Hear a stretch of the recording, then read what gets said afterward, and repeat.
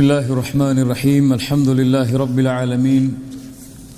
Wal aqibatu lil muttaqin. Wassalatu wassalamu ala ashrafil anbiya'i wal mursalin. Nabiyyina Muhammad wa ala alihi wa ashabihi wa man tabi'ahum bi ihsanin ila yawmiddin. Allahumma salli ala Muhammad wa ala ali Muhammad kama sallaita ala Ibrahim wa ala ali Ibrahim innaka Hamidum Majid. Allahumma barik ala Muhammad wa ala ali Muhammad kama barakta ala Ibrahim wa ala ali Ibrahim innaka Hamidum Majid. Alhamdulillah, மிக நீண்ட நாட்களுக்கு பிறகு அல்லாஹ் இந்த இடத்திலே என்னையும் உங்களையும் அவனுடைய அருளால் ஒன்று சேர்த்திருக்கிறான். ஒரு மிகச்சிறந்த நோக்கத்தை எதிர்பார்த்து, அல்லாஹுடைய திருப்தி எதிர்பார்த்து, அல்லாஹுடைய மார்க்கத்திற்காக உழைப்பதற்கு ஒரு தயாரிப்பை அல்ஹம்துலில்லாஹ் அல்லாஹ் ரப்புல் ஆலமீன் எமக்கு ஒரு வாய்ப்பாக வழங்கி இருக்கிறான். இதை எதிர்நோக்குவதற்கு முன்னால், இதை சந்திப்பதற்கு முன்னால் நாம் நம்மிடத்திலே கேட்டுக்கொள்ள வேண்டிய சில கேள்விகள் தான் இந்த சிறிய நேர உரையாடல். குர்ஆனில் அல்லாஹ் ரப்புல் ஆலமீன் அவனுடைய புத்தகம் அல் குர்ஆனிலே சூரத்துல் மாஇதாவுடைய 105வது வசனத்தில் மிக பாரதூரமான ஒரு எச்சரிக்கையை அல்லாஹ் எமக்கு தருகிறான். அல்லாஹ் ரப்புல் ஆலமீன் கூறுகிறான், யா அய்யுஹல்லதீன ஆமனு, ஈமான் கொண்டவர்களே, அலைக்கும் அன்ஃபுஸக்கும், அலைக்கும் அன்ஃபுஸக்கும், உங்களை நீங்களே பாதுகாத்துக் கொள்ளுங்கள்.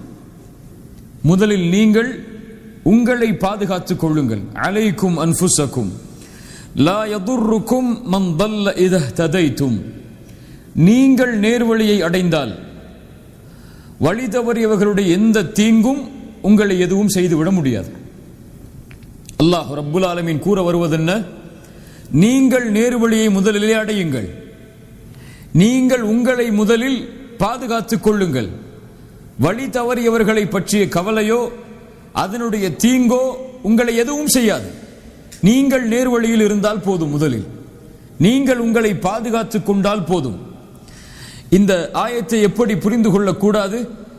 அல்லாஹ் நமக்கு மட்டும்தான் நன்மையை ஏவி தீமையை தடுக்க சொல்கிறான், பிறர் எப்படி போனாலும் பரவாயில்லை என்று விடச் சொல்கிறான் என்று புரிந்து கொள்ளக்கூடாது. அபூபக்கர் அஸ்-சித்தீக் ரலியல்லாஹு அன்ஹு ஒரு முறை ஹுத்பாவுடைய பிரசங்கத்தில் ஏறி இந்த ஹதீஸை, இந்த ஆயத்தை ஓதினார்கள். இந்த ஆயத்தை ஓதி அதற்கு பிறகு அல்லாஹ்வுடைய தூதர் ஸல்லல்லாஹு அலைஹி வஸல்லம் அவர்களுடைய ஹதீஸை சொன்னார்கள். ஒரு மனிதன் தீமையை பார்க்கிறான், தீமையை பார்த்த அந்த மனிதன் அதை தடுக்கவில்லை என்றால் அல்லாஹ் அவர்கள் மீது ஒட்டுமொத்தமாக, அவர்கள் எல்லோர் மீதும், அவன் வாழக்கூடிய அந்த சமூகத்தில் இருக்கக்கூடிய எல்லோர்கள் மீதும் அல்லாஹ் அவனுடைய தண்டனையை இறக்கி விடுவான் என்று. இப்ப இந்த ஆயத் இந்த ஹதீஸுக்கு முரண் அல்ல.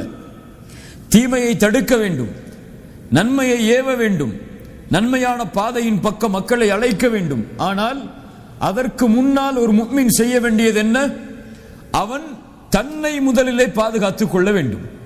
யா அய்யுஹல்லதீன ஆமனு கு அன்ஃபுஸக்கும் வ அஹ்லீக்கும் நாரா, ஈமான் கொண்டவர்களே, உங்களை நீங்கள் பாதுகாருங்கள் முதலில், அதற்கு பிறகு உங்களுடைய குடும்பத்தார்களை பாதுகாருங்கள் நரக நெருப்பிலிருந்து.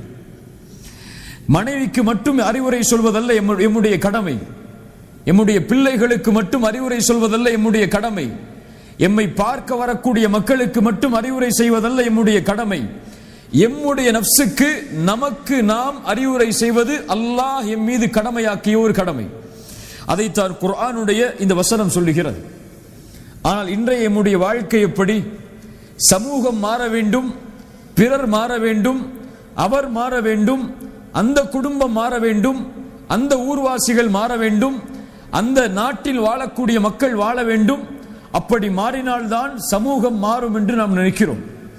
எல்லோரும் மாற வேண்டும் என்று எண்ணக்கூடிய நாம் முதலில் நம்மை மறந்துவிட்டோம், நாம் இன்னும் முழுமையாக மாறவில்லை என்பதை. உண்மையா இல்லையா? அல்லாஹ் ரப்புல் ஆலமீன் அதைத்தான் கேட்கிறான், அத்தஅமுரூன அன்-நாஸ பில் பிர் வ தன்ஸௌன அன்ஃபுஸக்கும் வ அன்தும் தத்லூனல் கிதாப்.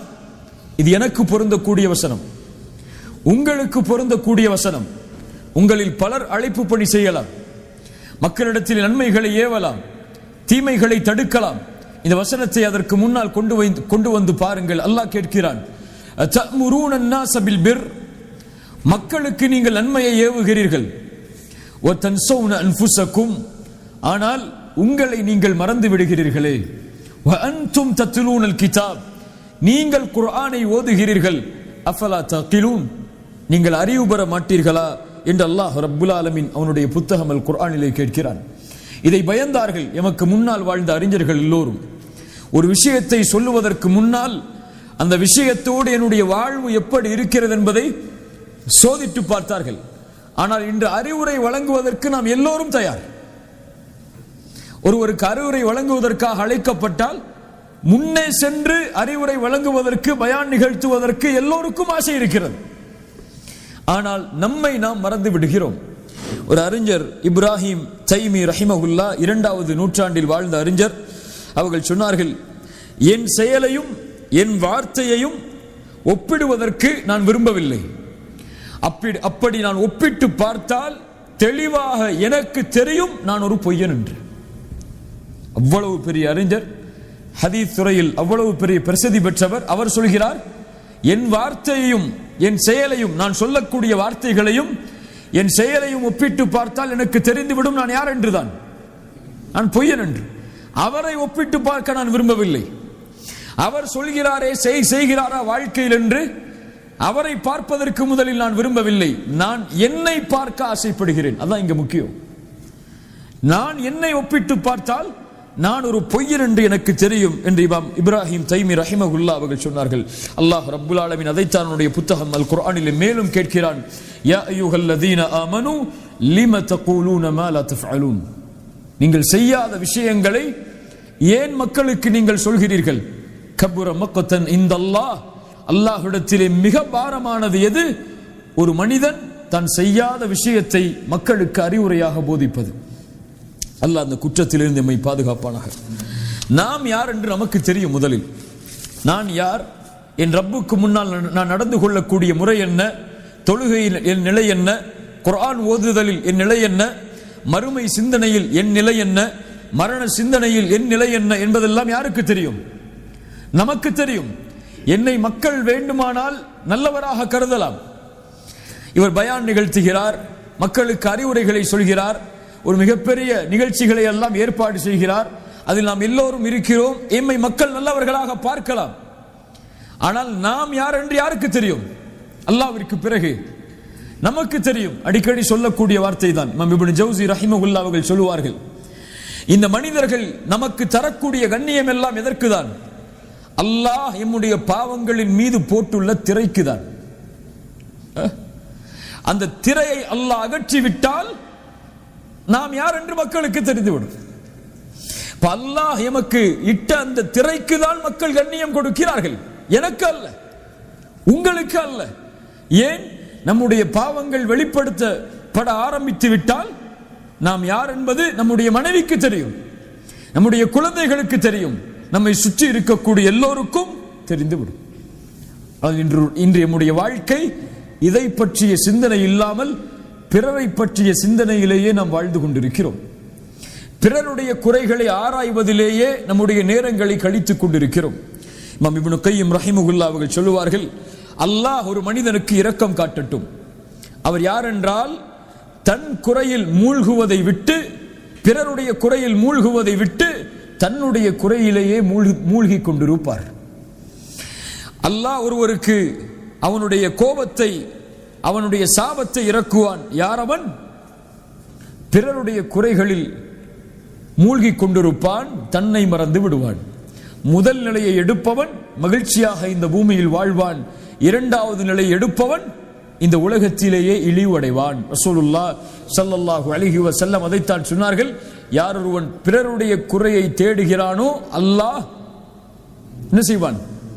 அவனுடைய குறையை தேட ஆரம்பிப்பான். அவனுடைய குடும்பத்தார்களின் மத்தியிலேயே அல்லாஹ் அவனை இழிவுபடுத்தி விடுவான். அல்லாஹ் ரப்புல் ஆலமீன் நம்மை பாதுகாப்பானாக. அதனால் நம்முடைய நஃப்ஸுக்கு எச்சரிக்கை செய்வது நாம் பிறருக்கு எச்சரிக்கை செய்வதை விட முதன்மையானது. அறிவுரைகளை பிறருக்கு நாம் கூறுவதை விட நம்முடைய நஃப்ஸுக்கு கூறுவது மிக முதன்மையானது. பிறர் நேர்வழியை அடைந்தாலும் அடையவில்லை என்றாலும் நாளை அல்லாஹ் அதை குறித்து எம்மிடத்தில் கேட்கப் போவது கிடையாது. ஆனால் என் நஃப்ஸ் நேர்வழி அடையவில்லை என்றால் அல்லாஹ் என்னிடத்தில் தான் கேட்பான், நான் தான் அவனுக்கு பதில் சொல்ல வேண்டும். ஹஸன் அல் பஸ்ரி ரஹிமஹுல்லாஹ் அதனால் தான் சொன்னார்கள், ஒரு மனிதன் எப்போதும் நலவிலேயே இருப்பான் தன்னுடைய நஃப்ஸை எச்சரித்துக் கொண்டிருந்தால், தன்னுடைய நஃப்ஸுக்கு எச்சரிக்கைகளை கொடுத்து கொண்டே இருந்தால் அவன் எப்போதும் நலவிலேயே இருப்பான். அதனால் தான் ரசூலுல்லாஹ் ஸல்லல்லாஹு அலைஹி வஸல்லம் எந்த அறிவுரையை பிறருக்கு கூறுவதாக இருந்தாலும் தன்னையும் அதில் இணைத்தே அல்லாஹ்வுடைய தூதர் சொல்லுவார்கள். உதாரணமாக ரசூலுல்லாஹ் ஸல்லல்லாஹு அலைஹி வஸல்லம் ஒருமுறை சொன்னார்கள், நபி தோழர்களை பார்த்து, உங்களில் யாரும் உங்களின் அமல்களை காரணம் காட்டி சொர்க்கம் நுழைந்து விட முடியாது. யா அல்லாஹ், நான் இவ்வளவு செஞ்சிருக்க, இவ்வளவு அழைப்பு பணி செஞ்சிருக்க, இவ்வளவு சதக்கா கொடுத்திருக்க, இவ்வளவு மார்க்க நிகழ்ச்சிகளை ஏற்பாடு செஞ்சிருக்க, எனக்கு சொர்க்கத்தை கொடுன்னு சொல்லி அல்லாஹ் யாரும் உங்கள்ட கேட்ட முடியாது. சஹாபாக்கள் உடனடியாக கேட்டார்கள், யா ரசூலுல்லாஹ், அப்போ நீங்க உங்களுடைய நிலைமை என்ன? ரசூலுல்லாஹ் ஸல்லல்லாஹு அலைஹி வஸல்லம் சொன்னார்கள், ஆம், நானும் தான். என்னையும் அல்லாஹ் அவனுடைய அருளால் சூழவில்லை என்றால் நானும் சொர்க்கம் நுழைய முடியாது. நான் நபி, நான் ரசூல், நான் அல்லாஹ்வுடைய நேசர், அல்லாஹ் என்ன சொர்க்கத்துக்கு அனுப்பிடுவான்னு உறுதியாக சொல்லல. என்ன சொன்னாங்க? அல்லாஹ் என்னையும் அவனுடைய அருளால் சூழவில்லை என்றால் நானும் சொர்க்கம் நுழைய முடியாது என்று அல்லாஹ்வுடைய தூதர் ஸல்லல்லாஹு அலைஹி வஸல்லம் அவர்கள் சொன்னார்கள். அதனால் பிறரை அழைப்பதற்கு தயாராக ஆகுவதற்கு முன்னால் இந்த மாநாட்டு நிகழ்ச்சிகளை ஏற்பாடு செய்து நாம் அல்லாஹ்வுடைய உதவியால் நாம் செய்கின்ற இந்த ஏற்பாட்டின் மூலமாக பிறர் நேர்வழியை அடைய வருவதற்கு முன்னால் நாம் செய்ய வேண்டியது, என் ரப்புக்கு முன்னால் நான் யார், அதை முதலிலே நான் இன்று முடிவெடுக்க வேண்டும். என் ஈமானின் தரம் என்ன என்பதை நான் இன்றைய நாள் தெரிந்திருக்க வேண்டும். ஆயிஷா ரலியல்லாஹு அன்ஹா அவர்கள் தன்னுடைய ஈமானை எப்படி மதிப்பிட்டார்கள்? குர்ஆனில் அல்லாஹ் 3 சமூகத்தார்களை சொல்கிறான். அதனுடைய விளக்கம் என்ன என்று ஆயிஷா ரலியல்லாஹு அன்ஹா அவர்களிடத்திலே வந்து நின்றார்கள். ஒரு கூட்டம் சாபிக்கும் பில் கைராத், நன்மையில் விரையக்கூடியவர்கள். இன்னொரு கூட்டம் முக்தஸித், நடுநிலையாளர்கள். இன்னொரு கூட்டம் ஸாலிமுல் லினஃப்ஸி, தங்களுக்கு தாங்களே அநீதம் இழைப்பவர்கள். ஆயிஷா ரலியல்லாஹு அன்ஹா சொன்னார்கள், சாபிக்கும் பில் கைராத், நன்மையில் முந்தியவர்கள் யார் என்றால் அல்லாஹ்வுடைய தூதரை ஈமான் கொண்டு அல்லாஹ்வுடைய தூதரோடு வாழ்ந்து அவர்களுடைய நாவிலாலே சொர்க்கத்தின் நற்செய்தி கொடுக்கப்பட்டவர்கள். அவர்களை பின்தொடர்ந்தவர்கள் யார்? முக்தஸித், நடுநிலையாளர்கள். ஸாலிமுல் லினஃப்ஸி, தங்களுடைய நஃப்ஸுக்கு அநீதம் இழைத்தவர்கள் யார் என்றால் வந்த தோழரை பார்த்து சொன்னார்கள், என்னையும் உன்னையும் போன்றவர்கள். ஆயிஷா ரலியல்லாஹு அன்ஹா தன்னுடைய ஈமானை எப்படி பார்த்தார்கள்? தன்னுடைய ஈமான் அல்லாஹ்விற்கு அநீதம் இழைக்கக்கூடிய தரத்தில் இருக்கிறது என்று பார்த்தார்கள். நாம் இன்னைக்கு எப்படி பார்க்கிறோம்?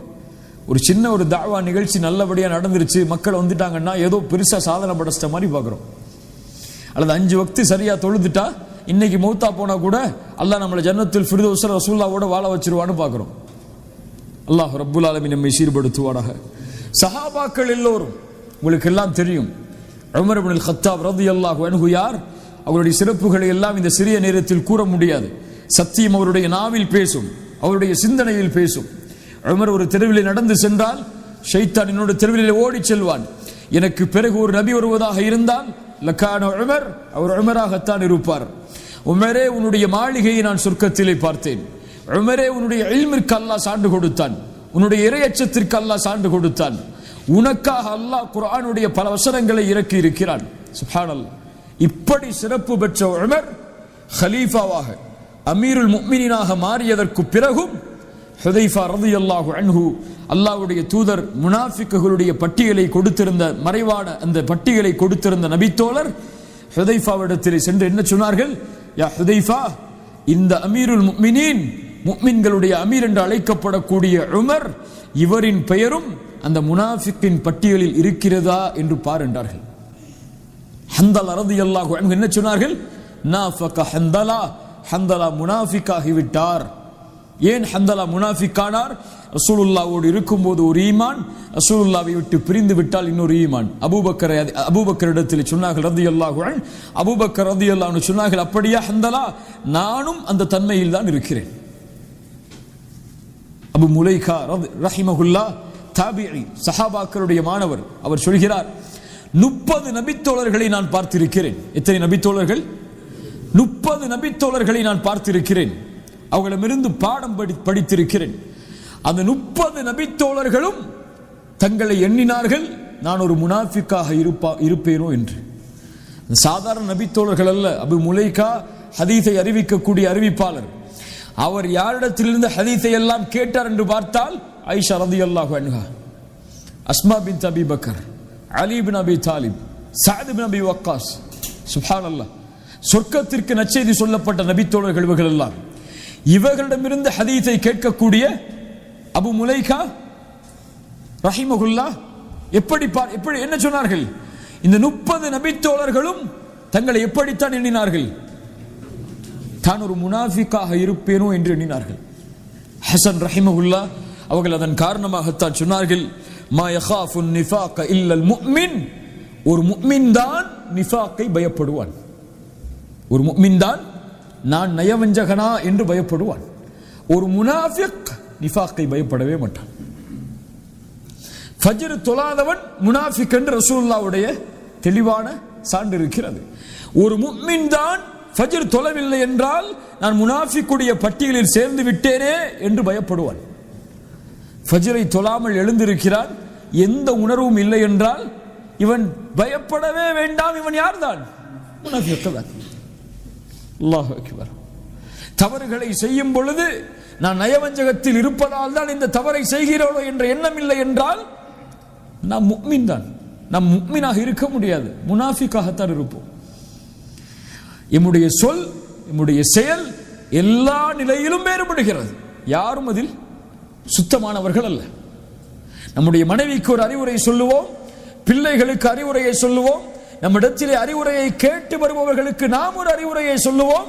ஆனால் நமக்கு தெரியும் அந்த அறிவுரையில் நான் எந்த அளவு இருக்கிறேன் என்று. இல்லையா?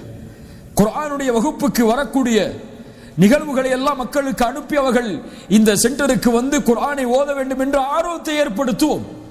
ஆனால் நமக்கு தெரியும் குர்ஆனில் நம்முடைய நிலைமை என்னவென்று, தொழுகையில் நம்முடைய நிலைமை என்னவென்று, திக்ரில் நம்முடைய நிலைமை என்னவென்று, அல்லாஹ்வுடைய பார்வையில் நம்முடைய நிலைமை என்னவென்று. அதை பற்றி எல்லாம் எந்த கவலையும் இல்லாமல் நாம் வாழ்ந்து கொண்டிருக்கிறோம். தெளிவான முனாஃபிக்குகளுடைய தன்மைகளை ஒப்பிட்டு பார்த்தால் இன்றைய நம்முடைய வாழ்வின் தன்மைகளை ஒப்பிட்டு பாருங்கள், அப்படியே இருக்கும். நாம் நிஃபாக்குடைய தன்மையில் வாழ்ந்து கொண்டே அல்லாஹ் பாதுகாப்பானாக நம்மை முஃமினாக நினைக்கிறோம். ஆனால் நபித்தோழர்கள் முஃமின்களாக வாழ்ந்து கொண்டே தங்களை முனாஃபிக்காக நினைத்தார்கள். அதான் நமக்கும் நபித்தோழர்களுக்கும் உள்ள வித்தியாசம். அல்லாஹ் ரப்புல் ஆலமீன் நம்மை பாதுகாப்பானாக. இப்ப இந்த தன்மையிலிருந்து எப்படி மாறுவது? ஒருவர் மாறினால் அவனுடைய வாழ்வில் எது நடக்கும்? அதுதான் இந்த நேரத்தில் நம்ம செய்ய வேண்டிய முடிவு. ஒருவன் தன்னை அல்லாஹுவை நோக்கி விரையக்கூடிய மனிதனாக மாற்றினால் 2 தன்மைகள் அவனுடைய வாழ்க்கையில் ஏற்படும். முதல் தன்மை, தன்னுடைய ரப்பை அடையாமல் நெருங்காமல் தடுப்பதற்கு உள்ள பாவங்களை விடுபடுவான்.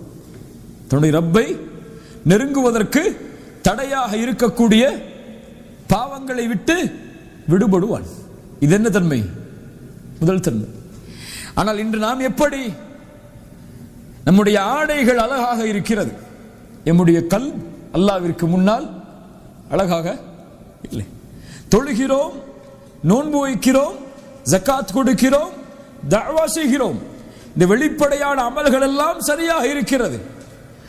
ஆனால் உள்ளம் இன்னும் பாவத்தை சுமந்து கொண்டே இதை செய்து கொண்டிருக்கிறது. அப்படியா இல்லையா? தொழுகிறோம், புறம் பேசுகிறோம், தொழுகிறோம், பொய் பேசுகிறோம், தொழுகிறோம், பிறர் மானத்தை பற்றி பேசுகிறோம், தொழுகிறோம், பிறர் குறைகளை வெளிப்படுத்துகிறோம். ஆனால் தொழுகிறோம். எது மேலானது? இப்னு தைமியா ரஹிமஹுல்லாஹ் அவர்களிடத்திலே அழகிய கேள்வியை கேட்டார்கள். ஒரு மனிதன் இஸ்திக்ஃபார், பாவ மன்னிப்பை கேட்கிறான். ஒரு மனிதன் அல்லாஹ்வை புகழ்கிறான். இதில் இந்த இரண்டில் எது சிறந்த அமல்? இது சிறந்த அமல்? பாவ மன்னிப்பா அல்லாஹ்வை புகழ்தலா? பாவ மன்னிப்பா அல்லாஹ்வை புகழ்தலா? இப்னு தைமியா ரஹிமஹுல்லாஹ் உதாரணத்தோடு சொன்னார்கள். ஏன் பாவ மன்னிப்பு சிறந்தது தெரியுமா? ஒரு மனிதனுக்கு ஆடை இருக்கிறது, அந்த ஆடை அழுக்காக இருக்கிறது, அதன் மேலே நறுமணங்களை பூசுகிறான். இது எதற்கு சமம்? பாவங்களில் உள்ளவன் தஸ்பீஹ் செய்வதற்கு சமம். ஒரு மனிதனுக்கு ஆடை இருக்கிறது, அழுக்காக இருக்கிறது, அவன் நறுமணம் பூசுவதற்கு முன்னால் முதலில் அதை துவைத்து சுத்தம் செய்கிறான், அதற்கு பிறகு நறுமணம் பூசுகிறான். இது பாவங்களிலிருந்து விடுபட்டு பாவ மன்னிப்பை கேட்டு அல்லாஹ்வை நெருங்கி நன்மைகளை செய்கிறார். இவர்கள்தான் அல்லாஹ்விற்கு விருப்பமானவர்கள். இவர்கள்தான் அல்லாஹ்விற்கு விருப்பமானவர்கள். இன்னஸ் ஸலாத்த தன்ஹா அனில் ஃபஹ்ஷாஇ வல் முன்கர், தொழுகை மானக்கேடான விஷயத்தை விட்டு தடுக்கும் என்றால் அவன் சுத்தமான நிலையில் தொழுகையில் போகின்றான். கல்வை சுத்தப்படுத்திய நிலையில் அல்லாஹ்விற்கு முன்னால் நின்றால் அல்லாஹ் ரப்புல் ஆலமீன் அவனை மற்ற செயல்களிலும் சுத்தப்படுத்துவான். அல்லாஹ் ரப்புல் ஆலமீன் நம்மை சீர்படுத்துவானாக. இந்த உள்ளத்தை கொள்ளாதவரை எம்முடைய எந்த தேவைகளை அல்லாஹ்விடத்திலே கேட்டாலும், எவ்வளவு அல்லாஹ்வை நெருங்க வேண்டும் என்று ஆசைப்பட்டாலும், எந்த பணிகளை நாம் செய்தாலும் அல்லாஹ்விடத்தில் நெருங்க முடியாது. ரசூலுல்லாஹ் சொன்னார்களா இல்லையா? ஒரு மனிதன் வெகு தூரமான பயணம் செய்கிறான், பாலைவனத்தில் செல்லக்கூடிய நேரத்தில் கடுமையான களைச்சலால் அவருடைய முடியெல்லாம் தூசி படிந்து, முகமெல்லாம் தூசி படிந்து காணப்படுகிறது. அப்போது அல்லாஹ்வை அழைக்கிறான், யா அல்லாஹ் உதவி உதவி என்று. ரசூலுல்லாஹ் சொன்னார்கள், இவனுக்கு அல்லாஹ் எப்படி உதவி செய்வான்? அல்லாஹ்வை இவன் அழைத்தாலும் இவனுடைய ஆடை ஹராமான ஆடை, இவன் உடுத்திருக்க சாப்பிட்ட சாப்பாடு ஹராமான சாப்பாடு, குடித்த பானம் ஹராமான பானம், இவனுக்கு அல்லாஹ் எப்படி உதவி செய்வான்? ஹராமான நிலையில் அல்லாஹ்விடத்திலே நெருங்க வேண்டும் என்று ஆசைப்பட்டு நீங்கள் எதை செய்தாலும் அல்லாஹ் அங்கீகரிக்க மாட்டான். தஅவா செய்யுங்கள், அழைப்பு பணி செய்யுங்கள், இது அல்லாஹ்விடத்திலே பொருத்தத்தை ஏற்படுத்த வேண்டும் என்று முயற்சி செய்யுங்கள், அல்லாஹ் அதை முழுமையாக அங்கீகரிக்க மாட்டான். நீங்கள் பாவங்களை விட்டெல்லாம் விலகி அவனிடத்திலே வராதவரை. யார் ஒருவன் சுத்தமான நிலையில் அல்லாஹ்வை அணுகுகிறானோ அவன் அல்லாஹ்வை நேசிப்பவன். அவன் எதை கேட்டாலும் அல்லாஹ் கொடுத்து கொண்டே வருவான். அழகான நிகழ்வை நேற்றைய தினம் படித்தேன், பல உரைகளில் அதை கூறியிருக்கிறேன், இப்போதும் அதை சொல்கிறேன். அஹ்மத் பின் ஹம்பல் ரஹிமஹுல்லாஹ் அவர்களுடைய காலத்தில் நடந்த ஒரு நிகழ்வு. அஹ்மத் ஷாமை நோக்கி ஒரு முறை பயணம் செய்கிறார்கள் தனியாக. பெரிய இமாம், பெரிய அறிஞர் தான். அஹ்மதை போன்ற அறிஞர்கள் இனிமேல் பிறப்பார்களா என்று தெரியாது. உலக வரலாற்றிலேயே அஹ்மத் ரஹிமஹுல்லாஹ் அவர்களுடைய ஜனாசாவிற்கு கலந்து கொண்ட மக்களை போன்று இதுவரை இந்த உலகத்தில் யாருக்கும் ஜனாசாவில் அவ்வளவு மக்கள் கலந்து கொள்ளல. அவ்வளவு பெரிய மக்களுடைய செல்வாக்கை பெற்ற, துஆவை பெற்ற மிகப்பெரிய அறிஞர் அஹ்மத் ரஹிமஹுல்லாஹ். ஒரு முறை ஷாமுக்கு செல்கிறார்கள். இரவு நேரத்தில் ஒரு பள்ளியில் உறங்குகிறார்கள். இரவு நேரத்தில் ஒரு பள்ளியில் உறங்குகிறார்கள். உறங்கக்கூடிய நேரத்தில் அந்த காவலாளி வந்து சொல்லுகிறார், அஹ்மதே, பள்ளியில் உறங்குவதற்கு அனுமதி இல்லை, நீங்கள் வெளியே செல்லுங்கள் என்று. அவர் சொல்கிறார், நான் வெளியூரிலிருந்து வந்திருக்கிறேன், இந்த இரவு இங்கே உறங்குகிறேன், நாளை வேறு ஏதாவது இடத்தை பார்த்துக் கொள்கிறேன் என்று. அந்த காவலாளி உறுதியாக இருக்கிறார், பள்ளியில் நீங்கள் உறங்கக்கூடாது, வெளியே செல்லுங்கள் என்று. இருவருக்கும் வாக்குவாதம் வருகிறது. இறுதியாக அந்த காவலாளி அஹ்மதை அவர்களுடைய காலை பிடித்து தரதரவனை இழுத்து பள்ளியை விட்டு வெளியே போட்டுவிட்டு கதவை பூட்டிவிட்டு சென்று விடுகிறார்.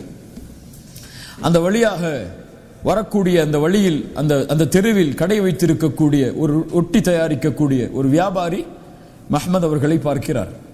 நீங்கள் யார், எங்கிருந்து வந்திருக்கிறீர்கள் என்று கேட்டு அஹ்மத் அவர்களை அழைத்து செல்கிறார் வீட்டுக்கு. வாருங்கள், என்னோடு இந்த இரவை தங்குங்கள் என்று. அஹ்மத் அவர்கள் தங்குகிறார்கள்.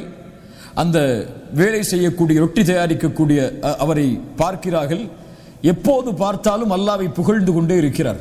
எதை எடுத்தாலும் சுப்ஹானல்லாஹ், எதை எடுத்தாலும் அல்ஹம்துலில்லாஹ், எப்போது பார்த்தாலும் அஸ்தக்ஃபிருல்லாஹ் அஸ்தக்ஃபிருல்லாஹ் அஸ்தக்ஃபிருல்லாஹ். காலையில் அஹ்மத் அவர்கள் அவரை அழைத்து கேட்டார்கள், உன்னை பார்த்து நான் ஆச்சரியப்படுகிறேன், இவ்வளவு அல்லாஹ்வோடு நெருக்கத்தில் இருக்கிறாயே, இந்த இஸ்திக்ஃபார், இந்த பாவ மன்னிப்பு, இதற்குரிய பலனை எல்லாம் நீ அனுபவித்திருக்கிறாயா என்று கேட்டார். அல்லாஹ் உனக்கு இதனுடைய பலனை எல்லாம் வாழ்க்கையில் காட்டியிருக்கிறானா என்று. அவர் சொன்னார், ஆம் அல்ஹம்துலில்லாஹ், அல்லாஹ் அவனுடைய அருளை எனக்கு காட்டிக் கொண்டுதான் இருக்கிறான். இதுவரை அல்லாஹ்வை நான் அழைத்து எந்த ஒரு அழைப்பையும் அல்லாஹ் நிராகரித்ததாக இல்லை. இதுவரை அல்லாஹ்விடத்தில் நான் துஆ செய்து அந்த துஆவில் எதையும் அல்லாஹ் அங்கீகரிக்காமல் இருந்ததில்லை, ஒரே ஒரு துஆவை தவிர. அஹ்மத் அவர்கள் கேட்டார்கள், அது என்ன துஆ? அவர் சொன்னார், என் வாழ்நாளில் என் மரணத்திற்கு முன்னால் அஹ்மதை பார்க்க வேண்டும் என்ற துஆவை அல்லாஹ் இதுவரை அங்கீகரிக்கவில்லை என்று. முன்னால் உட்கார்ந்திருப்பவர் யார்? மஹ்மத் ரஹிமஹுல்லா சொன்னார்கள், அல்லாஹ்வுடைய செயலை பார்த்து ஆச்சரியப்படுகிறேன்.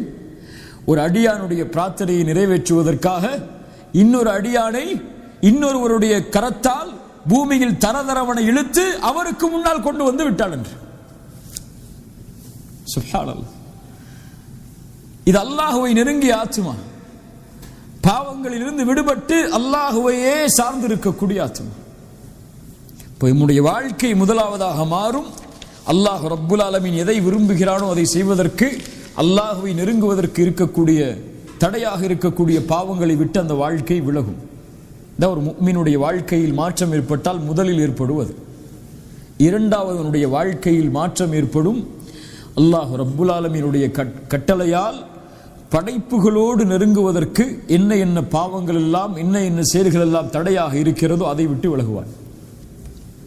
படைப்புகளோடு நெருக்கமாகுவதற்கு, அன்பாகுவதற்கு அவனுடைய வாழ்வில் ஏதாவது தீய குணங்கள் இருந்தால் அதை விட்டு விலகி படைப்புகளுடைய பொருத்தத்தில் அல்லாஹ்வின் பொருத்தத்தை தேடுவான். ரசூலுல்லாஹி ஸல்லல்லாஹு அலைஹி வஸல்லம் அவர்களுடைய வாழ்க்கையில் இதை பார்க்கலாம். இன்னைக்கு நமக்கு என்ன, நம்ம தொழுகிறோம், நோன்பு வைக்கிறோம், தஅவா செய்கிறோம், ஜகாத் கொடுக்கிறோம், ஏதோ மறுமைக்கான அமல்களை சேகரித்து வச்சிருக்கோம் நினைக்கிறோமா இல்லையா? ஆனால் நாம் செய்த பல பாவ செயல்களால் இந்த நன்மைகள் எல்லாம் பங்கு வைக்கப்பட்டிருந்தது என்றால் என் நிலைமை என்ன? பங்கு வைக்கப்படுமா படாதா? தொழுகை பங்கு வைக்கப்படும். ரசூலுல்லாஹ் சொன்னார்கள், நீங்கள் தொழுகின்ற 5 வேளை தொழுகை பங்கு வைக்கப்படும், ஜகாத் பங்கு வைக்கப்படும், ஹஜ் பங்கு வைக்கப்படும், நன்மைகள் எல்லாம் பங்கு வைக்கப்படும். எப்போது? இவன் ஒரு மனிதனை பற்றி புறம் பேசியிருந்தால், ஒரு மனிதனை பற்றி பொய் பேசியிருந்தால், ஒரு மனிதனுடைய உள்ளம் நோகும்படி நடந்திருந்தால், ஒரு மனிதனை தாழ்வான பார்வையில் பார்த்திருந்தால், இந்த செயல்கள் எல்லாம் இவனுடைய நன்மைகள் அவனுக்கு பறிபோவதற்கு காரணமாக அமையும். நாளை மறுமையில் அல்லாஹ்விற்கு முன்னால் வந்து நிற்கும் போது, யா அல்லாஹ் தொழுதேனே, ஏன் நரகத்தை கொடுக்கிறாய் என்று கேட்க முடியாது. அதனால் ஒரு அறிஞர் அழகாக சொன்னார், அப்துல்லா இப்னு முபாரக் ரஹிமஹுல்லா, நீங்கள் யாரையாவது பற்றி புறம் பேசுவதாக இருந்தால் உங்களுடைய தாய் தந்தையை பற்றி புறம் பேசுங்கள். யாரையாவது பற்றி பேசிதான் உங்களுடைய உள்ளம் நிம்மதி அடையும் என்றால் உங்களுடைய தாய் தந்தையை பற்றி புறம் பேசுங்கள். ஏன் தெரியுமா? உங்களுடைய நன்மைகளுக்கு மிக உரித்தானவர்கள் அவர்கள்தான். உங்களுடைய நன்மைகளுக்கு மிக உரித்தானவர்கள் அவர்கள்தான். உங்கள் நன்மைகளை நீங்கள் பங்கு வைக்கிறீர்கள் புறம் பேசி, அதை உங்கள் தாய் தந்தைக்கு கொடுங்கள், அவர்களுடைய சொர்க்கத்தின் அந்தஸ்தாவது உயரட்டும் என்று இமாம் அப்துல்லா இப்னு முபாரக் ரஹிமஹுல்லா அவர்கள் சொன்னார்கள். கண்ணியத்துக்குரியவர்களே, இந்த தொழுகை, இந்த நோன்பு, இந்த தஅவா இதெல்லாம் பலனளிக்காது. எம்மிடத்தில் இந்த தீய குணங்கள் எல்லாம் இருந்தால், உமர் இப்னு கத்தாப் ரலியல்லாஹு அன்ஹு சொன்னார்கள், ஒரு வாலிபனிடத்தில் 9 நல்ல குணங்கள் இருக்கிறது, ஆனால் ஒரே ஒரு தீய குணம் இருந்தால் போதும், இந்த 9 நல்ல குணத்தையும் அது அழித்து விடும்.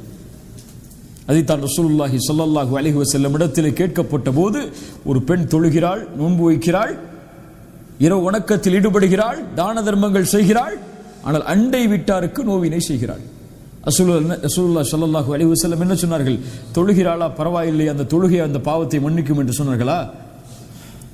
ஜகாத் கொடுக்கிறாளா, பரவாயில்லை என்று சொன்னார்களா? ஹிய மின் அஹ்லின் நார், அந்த பெண் நரகத்தை சார்ந்தவள் தான். அண்டை வீட்டாருக்கு நோவினை செய்யும் அந்த பாவம் மேலே உள்ள எல்லாவற்றையும் அழித்துவிடும். அதைத்தான் அந்த ஹதீஸில் சொன்னார்கள். கவனிக்க வேண்டிய வார்த்தையும் அதுதான், லா கைர ஃபீஹா, அவரிடத்தில் எந்த நலவும் இல்லை. தொழுதாலும் தான தர்மங்கள் செய்தாலும் அவளிடத்தில் எந்த நலவும் இல்லை. ஹிய மின் அஹ்லின் நார், அவள் நரகத்தை சார்ந்தவள் தான். இது பில்லத்திஹி அஹ்சன். நாம் இந்த நேரத்தில் செய்ய வேண்டியது தான். நம்ம ஒரு ஆளை நேசிக்கிறோம், அவரோட நல்ல முறையில் நடந்து கொள்றோம். இது இல்ல பெரிய விஷயம். உங்க மேல நான் நேசம் வச்சிருக்கேன், உங்கள்கிட்ட கண்ணியமா நடக்கிற, உங்களை பத்தி யார்ட்டையும் நான் பேசுறது இல்லை, உங்களுடைய மானம் பங்கமளிக்கக்கூடிய காரியத்தை செய்வதில்லை, உங்களுடைய குறைகளை நான் மறைக்கிறேன், என் மனைவியை நேசிக்கிறேன், மனைவியை பற்றி யாரிடத்திலும் பேச மாட்டேன், என் பிள்ளைகளை நேசிக்கிறேன், பிள்ளைகளை பற்றி யாரிடத்திலும் பேச மாட்டேன், அவர்களிடத்திலே கோவப்படும்படியாக நடந்து கொண்டாலும் நான் அவர்களிடத்திலே கோவப்பட மாட்டேன். இது இல்ல பெரிய விஷயம். யாரென்றே தெரியாத மனிதர்கள், அடையாளமே தெரியப்படாத மனிதர்கள் எம்மிடத்திலே வரும் பொழுது அவர்களிடத்திலே நாம் எப்படி நடந்து கொள்கிறோம், அதுதான் அல்லாஹ்வுக்கு மிக முக்கியமானது. எல்லாரும் நடப்பாங்கல்ல, தெரிந்த மனிதர்களிடத்தில், நேசமுள்ள மனிதர்களிடத்தில் எப்படி நாம் பிற மனிதர்களிடத்தில் நடந்து கொள்ளப் போகிறோம், அவர்கள் வரும்போது அவர்கள் எப்படி வரவேற்க போகிறோம், அவர்கள் எம்மிடத்திலே கோபப்படக்கூடிய செயல்களை செய்யும் போது நாம் அவர்களிடத்தில் எப்படி நடந்து கொள்ளப் போகிறோம், அறியாமையில் சில வார்த்தைகளை அவர்கள் பேசும்போது அறியாமையில் பேசப்படும் அந்த வார்த்தைகளை எப்படி கையாளப் போகிறோம், அதுதான் முக்கியம். தீமையை நன்மையை கொண்டு அழியுங்கள், அதை விரட்டுங்கள், அதை மாற்றுங்கள் என்று அல்லாஹ் ரப்புல் ஆலமீன் அவனுடைய புத்தகம் அல் குர்ஆனிலே சொல்கிறார். அதனால நம்ம நினைக்க வேண்டியது நம்ம முனாஃபிக் இல்ல, மாஷா அல்லாஹ் இருக்கலாம் உங்களில் பலர். என் ஈமானை பார்க்கும்போது எனக்கு அதான் தெரியுது. உங்கள் ஈமானை முன்னால் வைத்தால் நீங்கள் முடிவெடுங்கள் நான் யார் என்று. இந்த நிலையில் என்னை மலக்குல் மௌத் சந்தித்தால் என் நிலைமை என்ன? நான் இங்கே உட்கார்ந்து இருப்பது எதற்குத்தான்?